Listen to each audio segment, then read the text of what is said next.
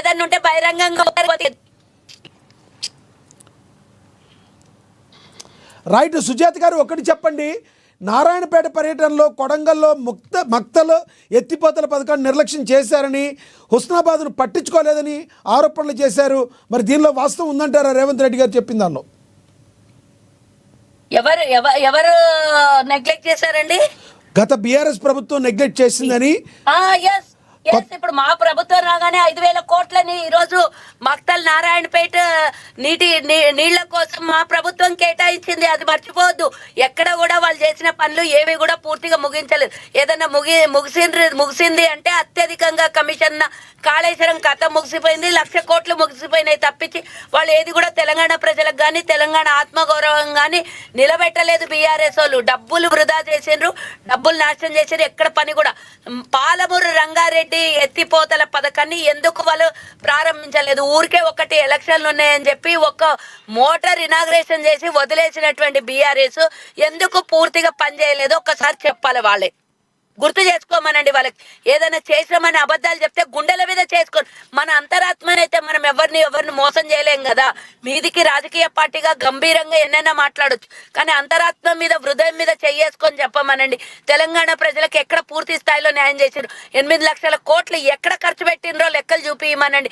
ఏమన్నంటే అభివృద్ధి చేసినాం అంటారు. అభివృద్ధి చేస్తే తెలంగాణ భూములన్నీ అమ్మేసి అభివృద్ధి చేసిండ్రా, లేకపోతే తెలంగాణ మీద అప్పులు చేసి అభివృద్ధి చేసిండ్రా? ఏం చేసి అభివృద్ధి చేసిండ్రో సుజాత గారు, మీరు అడిగిన క్వశ్చన్ కి విజయార్య గారు సమాధానం చెప్తారు. తెలంగాణ మళ్ళీ కనెక్ట్ అయ్యారు విజయార్య గారు. సుజాత గారు ఒక్క వర్డ్ చెప్పి నేను క్లోజ్ చేస్తాను. ధనిక రాష్ట్రంగా బీఆర్ఎస్ చేతిలో మేము తెలంగాణను పెడితే అప్పుల రాష్ట్రంగా కాంగ్రెస్ చేతిలో వాళ్ళు పెట్టారు.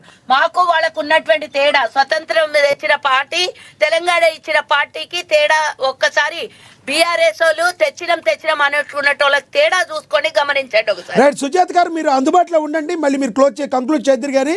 విజయార్య గారు ప్లీజ్ కంటిన్యూ చేయండి. ఇప్పుడు సుజాతమ్మ ఎమోషన్ తోటి మాట్లాడుతుంది, ఏం చేస్తాం కానీ. అయితే మాకు ఎమోషన్ లేదు, బీఆర్ఎస్ పార్టీకి ఎమోషన్ లేదు. బీఆర్ఎస్ పార్టీ తెలంగాణ ప్రజల ఎమోషన్ ను ఒక రూపంగా తయారు చేసినటువంటి బీఆర్ఎస్ పార్టీ.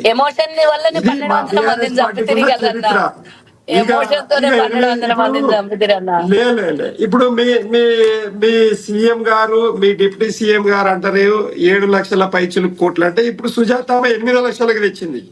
ఇప్పుడు సుజాత ఏమంటుందంటే 8 లక్షల కోట్లు అప్పు చేసినట్టు. మేము చేసింది 3,57,000 కోట్లు మాత్రమే. ఇది లెక్కలున్నాయి.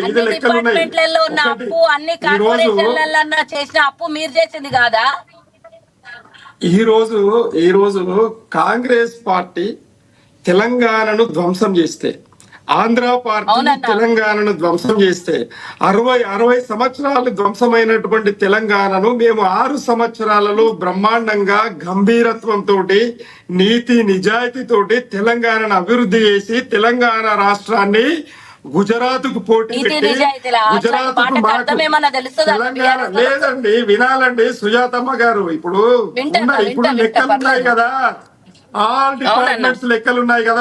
గాలి గప్పాలు మేము కొడతలే. మా దగ్గర లెక్కలున్నాయి. మా దగ్గర లెక్కలతోటి మాట్లాడతాం. మేము మాట్లాడతలే. మీ మోదీ గారు మాట్లాడతారు. పైసలు లేని వాళ్ళు సొంత ఎయిర్ప్లేన్ కొనుక్కుంటారు అన్న. ఇంకెక్కడ గప్పాలు చెప్పండి? తెలంగాణ ప్రజలకు గప్పాలు ఒకటి మిగిల్చారు. చదువుకున్నారు. దిక్కుమొక్కు లేక ఆంధ్ర పార్టీలో ఉన్నటువంటి ఒక కుట్రపూరితమైనటువంటి నాయకుడిని ముఖ్యమంత్రి చేసుకున్నారు. ఏమున్నది? కాంగ్రెస్ చచ్చిపోతా ఉన్నది. కాంగ్రెస్ ఆయన నిలబెట్టిన అంటారు చూడు, కానీ కాంగ్రెస్ చచ్చిపోతా ఉన్నది. చంపుతా ఉన్నారు కాంగ్రెస్ ను. నిజంగా ఓట్లు పడాలంటే, నిజంగా మమ్మల్ని గెలవాలంటే, నిజంగా కాంగ్రెస్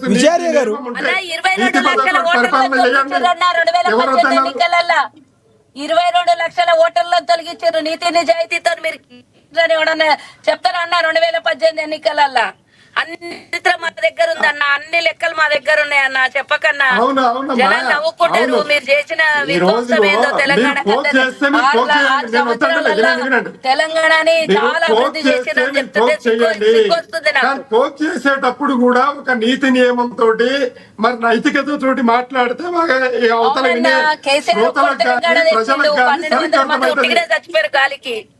ఇచ్చిన సోనియా గాంధీ అమ్మా. ఎక్కడ పోయిందో, ఇచ్చిన కాంగ్రెస్ పార్టీ ఎక్కడ పోయిందో, 1200 మంది ఆత్మబలిదానం ఎక్కడ 1300 పోయిందో మందిని కానీ పొట్టన పెట్టుకున్నది దీక్ష దివస్ ఒక్కటే సోనియమ్మ. ముందరకు వచ్చింది ఆనాడు మీకు. చెప్పినాం, ఈనాడు చెప్తా ఉన్నాం. 1300 మందిని తెలంగాణ బిడ్డలు పొట్టల పెట్టుకుంది సోనియా.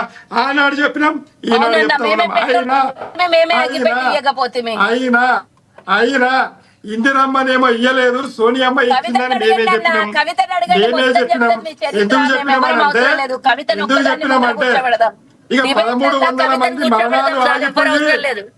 అమ్మా సుజాతమ్మ 1300 మంది మరణాలు ఆగిపోయి సోనియమ్మ మరణం వస్తుందని భయపడి ఇచ్చినటువంటి కాంగ్రెస్ పార్టీ ఏం మాట మాట్లాడుతావు? మా చరిత్ర ఈ తెలుసుకొని మాట మాట్లాడకన్నా మర్యాద పోతుంది. ఈ మాట మాట్లాడితే మర్యాద పోతుంది. మర్యాద పోతుంది. చరిత్ర మర్యాద తెలుసుకొని పోతుంది అన్న. మాట్లాడుతున్నామో బాగా, కానీ చరిత్ర తెలియని సంఖ్యలు మాట్లాడాలి. ఈ రోజు ఇది వ్యక్తిగతం కాదు. నేను ఎక్కడ మర్యాద తప్పి తెలంగాణ మాట్లాడట్లేదు. ఇచ్చినటువంటి తల్లి ఆమె మరణం అనే మాటని మీరు నోట్ల నుంచి మాట్లాడితే తప్పైతది.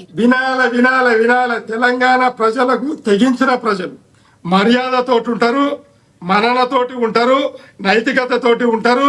తెగిస్తే నిజాంనే పొందబెట్టినటువంటి తెలంగాణ ప్రజలు కాంగ్రెస్ పార్టీని పొందబెడతారు. ఈ రోజు యూపీఏ 1 యూపీఏ 2 కంటే మునుపు కాంగ్రెస్ పార్టీ చరిత్ర ఏంది? గడిచిన 77 ఏళ్ల ప్రజాస్వామ్య భారతంలో 75 మధ్యలో ఎమర్జెన్సీ పుణ్యాన మొత్తం కాంగ్రెస్ ను పొందబెట్టి ప్రజలు బండకేసి కొట్టిరు. 1989లో బోఫోర్స్ కుంభకోణం చేస్తే ప్రజలు బొందకేసి కొట్టిర్రు.